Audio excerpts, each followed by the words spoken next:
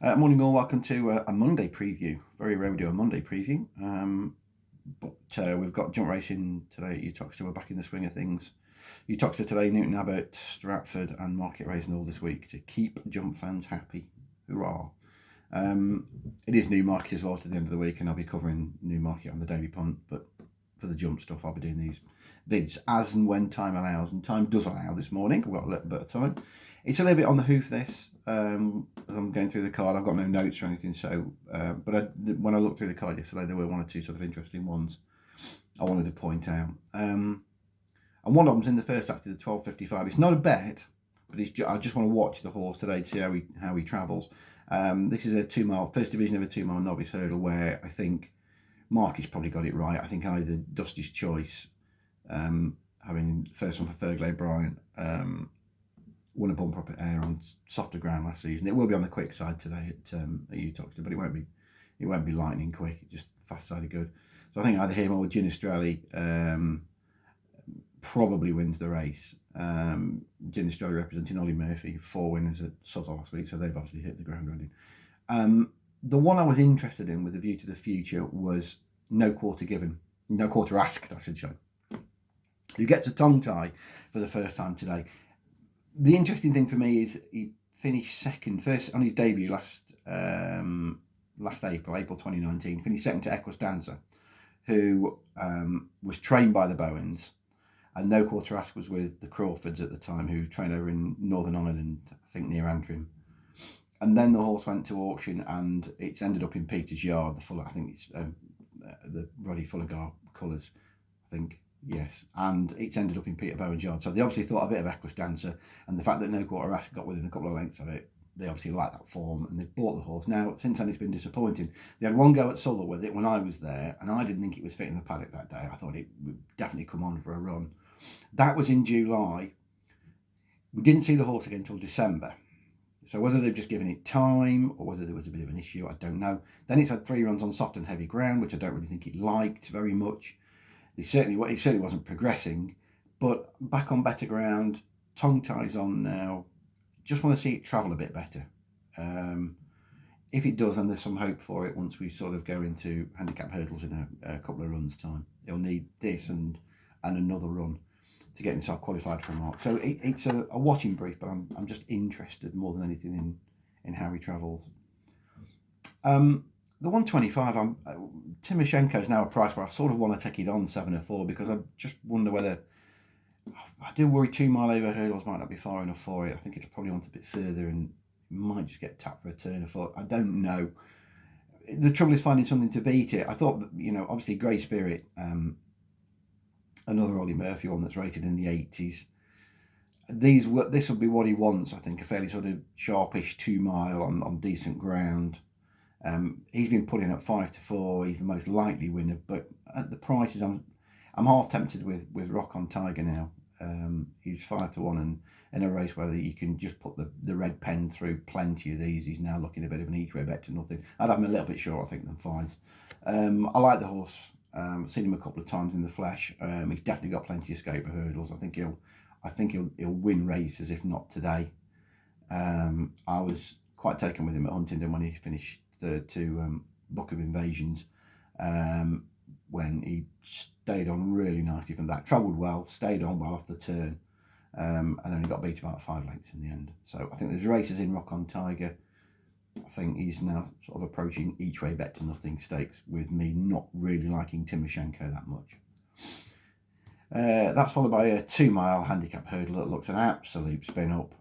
It's low grade stuff, 0 to 105. I couldn't see anything in here that I particularly liked. I think you'll get a run for your money out of All Good Things, who often travels well from the front. As long as he's fit, you should get a trade out of him, I think, if nothing else. But it's not a race I particularly wanted to get involved with. 2:30, back to the novice hurdles again. The angle now with Tristan Davidson's horses, I'm afraid, has rather dried up. His horses were going off a bit overpriced last year. Tristan clearly knows what he's doing, and I think bookmakers will not be offering you the prices you were getting, I don't think, last season. Diodorus won at whether it be in heavy ground. How he copes with better ground, I suppose, is a question. But I do like the horse going forward. He'll definitely win more races.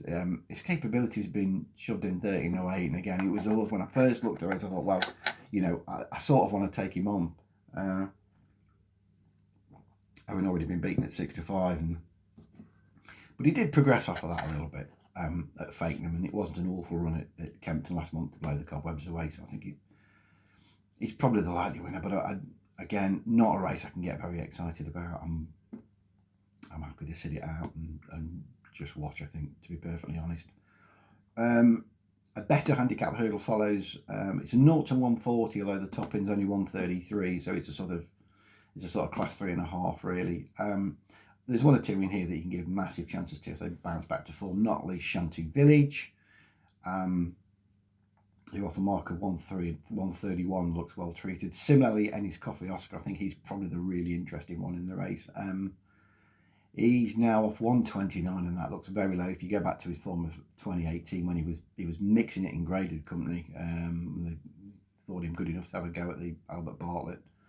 I think the ground will be ideal for him. I think he probably wants good ground, like a lot of Emma Lavelles. I think he's interesting because if any trainer can bring him back off a 555-day break to win, then Emma's probably one of those trainers I would include in that.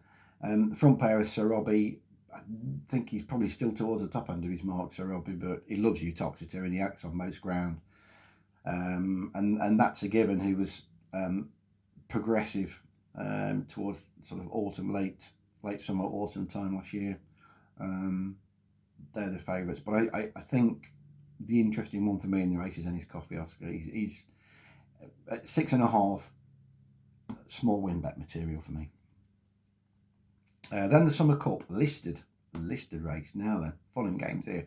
This is a race. The more I looked at this, the more I ended up getting the pen out on quite a few of these, mainly because they're some real sort of, I don't like using the word dodge pots, but you know, some of these just don't want to win races, I don't think, anymore. Or they're very, very hard to catch right. Not that they don't want to win a race, they're just, you know, they're horses that when they win you can afford to lose. I was surprised Bandsman is as short as he is. He's probably got his ground here, I'll grant you that, but I just thought there were better options in the race. He's put in 5-1 joint favourite, and I think I'd rather have a couple of darts. First one on an old friend who has got little wiggle room, it seems, off of his mark, but he's more likely to run his race than plenty of these, and that's Heppiger. And in a race that's full of hold-ups, there's a lot of hold-up horses in here. I think Heppiger's got a chance here of going from the front. He's just a trier, and that counts for a bit straight away, doesn't it? I know his mark 134 is probably as high as you'd want it to be, but I just think he's much more likely you can hang your hat on him to run his race than a few of these. I think he's each way material. Stuart Edmonds hasn't had many runners on the flat, but he's had Red Royalist out a couple of times and in the past month, and he's run perfectly well. He placed at Sandown and then I think placed at Chepstow last week, doing plenty of late work. I like Stuart Edmonds. I think he's a very good trainer. I've said for sort of a couple of years now, I think he's hugely underrated, and he can get them right. So I think Heppiger is definitely worth, again, a small bet. And I'm gonna have a small dab as well at the prices on one that will either win on the bridle or it'll be tailing itself off, and that's Brian Barana, who he's one of these. I mean, he's just a traveller. He will travel and then cut out and find very little off the bridle. But again, I think he might be the sort to catch fresh on this sort of ground. If you watch his run back May last year in a Class 2 chaser behind Cesar Razali, that was in the Staffordshire Plate. You know, he sort of travelled well that day and then just sort of stayed on one pace, got beat 5 lengths. That was off a mark of 133. It's 129 today. Again, he's probably a horse to trade in running, I think, if you're gonna bet him. Because he will travel and look like the winner, I think, at some point. It's just what he finds when he's let down. 2 small win bets for me on Heppiger and on Brian Barana. in an open race. And then the sort of card just sort of dissolves a little bit for me. The 4 o'clock is a handicap hurdle. I couldn't see any particular angle in here. Again, I hope that Stuart Emmons or Building Bridges runs well. I was quite taken with him first time up at Huntingdon, and then unfortunately tipped up at Musselburgh. And they tried him in at Kempton last month in a 0-75, and it was a bit disappointing there, but he probably just needed that run. I think there's more races to be run with him. Eclair de Sablon will probably be the likely pacemaker here. He'll give it a go.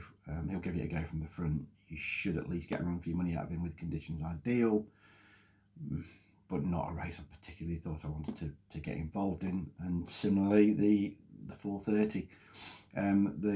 Normally these are my sort of races, 3.25 mile handicap chase, but there are just too many. There are too many unknowns again with this lot. I think King's Temptation's probably the likeliest one, I thought. Again, he's just more likely to run his race, I think, than a few. Marker 115 again towards the top end, but you've got a lot of horses here that will travel and don't particularly, well, not even that, they don't even travel that well half of these. They're push and shove merchants, some of these, and there won't be many travelling from halfway, and I thought the most likely one would probably be King's Temptation. Oh, again, no, I'm not entirely sure I want to bet him at 5-1. So there we go. I'll be back, and then there's a bumper to finish off with, but we don't cover those on here. So there we go. As I say, I think there's only sort of 2 or 3 races I particularly want to bet in. The most interesting race is arguably the first one. I want to see how No Quarter Ass travels.